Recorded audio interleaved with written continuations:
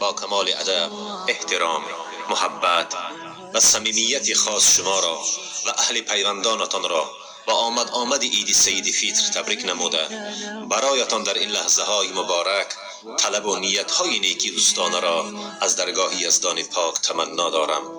الها بر رزقتان برکات و حسنتان نور الهی و زندگیتان عافیت بگذار خداوند از مهربانی هایش سرفراز گرداند، برایتان خوشبختی هر دو عالم را نصیبتان گرداند. عیدی رمضان آمد و ماهی رمضان رفت، صد شکر که این آمد و صد حیف که آن رفت. عیدتون مبارک. عید مبارک.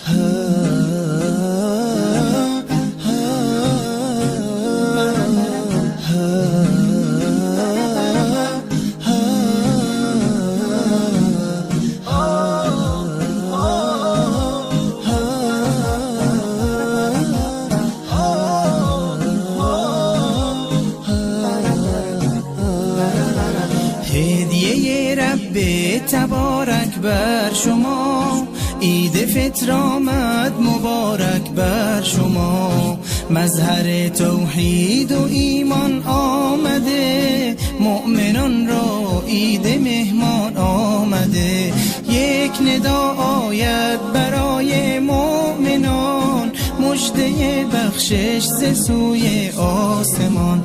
روزداران آمده عید سعید، آن که باشد بر دل مؤمن نوید.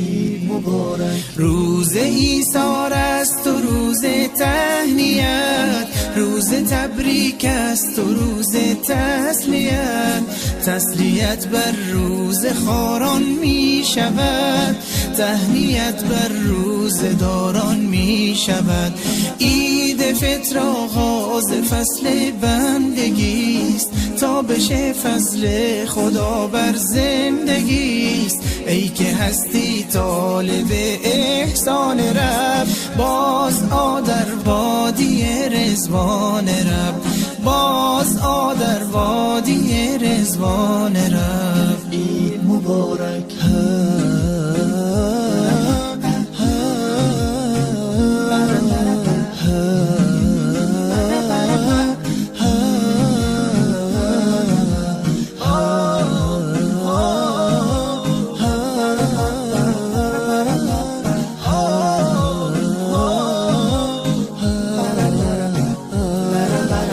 هدیه رب تبارک بر شما، عید مبارک.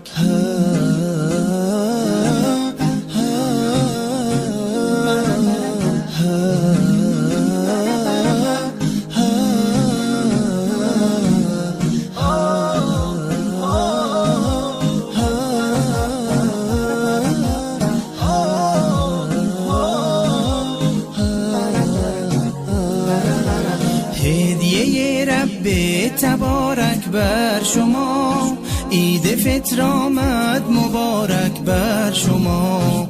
مظهر توحید آید برای مؤمنان، مژده بخشش ز سوی آسمان. روزداران آمده عید سعید، آن که باشد بر دل مؤمن نوید. روز ایثار است و روز تهنیت، روز تبریک است و روز تسلیت. تسلیت بر روز خاران می شود، تهنیت بر روز داران می شود. عید فطر آغاز فصل بندگی است، تا بشه فضل خدا بر زندگی است. ای که هستی طالب احسان رب، باز آ در وادی رضوان رب، باز آ در وادی رضوان رب. عید مبارک.